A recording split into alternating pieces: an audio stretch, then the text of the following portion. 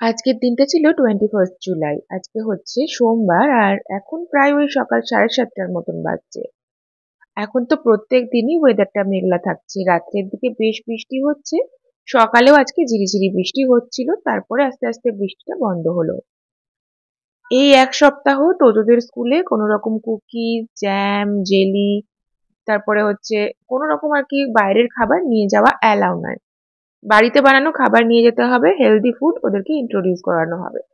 তো সেই জন্য তোজোকে গোলা রুটি বানিয়ে দিচ্ছিলাম ছোট ছোট করে, যাতে তোজোর খেতে সুবিধা হয়।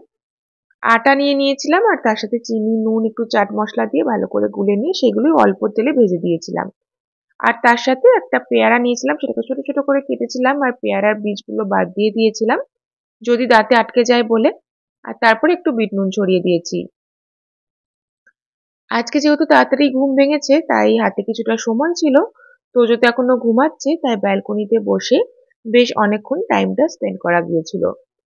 সকালবেলায় কিছুক্ষণ যদি এই টাইমটা পাওয়া যায় তাহলে সারা দিনের জন্য আমার মুডটা বেশ ভালো হয়ে যায়। আজকে শ্রাবণ মাসের প্রথম সোমবার, তাই আজকে তো নিরামিষ খাচ্ছি। শ্রাবণ মাসের সোমবারগুলো আমরা নিরামিষই খাই।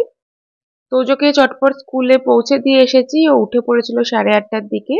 আর এদিকে অসীমাকে আজকে নিরামিষ রান্না করতে বলেছিলাম। নিরামিষের মধ্যে হয়েছে আলু পটলের তরকারি, পনিরের তরকারি আর তার সাথে হয়েছে মুগের ডাল। উজ্জ্বল জিম থেকে এসে স্নান সেরে আগে হচ্ছে পুজোটা আজকে সেরে নিয়েছে। উজ্জ্বল যখন এসেছে তোজোকে পৌঁছে দিয়ে তখনই হচ্ছে বাবার মাথায় জল ঢালা হবে বলে ঘি, মধু, গঙ্গা জল তো আমাদের ছিলই, বেলপাতা, কাটা ফল, গোটা বেল ফুল, 5 রকমের ফল, মিষ্টি সমস্ত কিছুই নিয়ে এসেছিল। আর একটা সুন্দর মালা, যেটা হচ্ছে আমার এখানে যে শিবলিঙ্গ আছে ওনাকে দেওয়ার জন্য। তারপরে সুন্দর করে সকাল সকাল পুজোটাই হয়ে গিয়েছে। লক্ষ্মী তো আমাদের সকাল সকালই আসে, ওর ঝাঁট মোছাটা সকালেই হয়ে যায়। সেই জন্য সকাল 10টার মধ্যে পুজো দিতে আমাদের কোনো অসুবিধা হয় না। শ্রাবণ মাসের সোমবারের ব্রত অনেকে অনেক রকম ভাবে পালন করে, অনেকে ভাত খায় না, অনেকে সেদ্ধ ভাত খায় এরকম ভাবে। তো এই বছর আমরা নিরামিষ খাচ্ছি, এরকম ভাবে পালন করছি।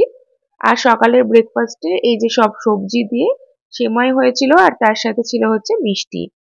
মাঝখানে অনেকটা সময় কেটে গেছে, তোজোকে স্কুল থেকে নিয়ে আসা হয়েছে, তোজোরও খাওয়া হয়ে গেছে, তোজো নিরামিষের দিন নিরামিষটাই খায়, তাহলে আর আলাদা করে মাছ টাছ করার ব্যাপার থাকে না।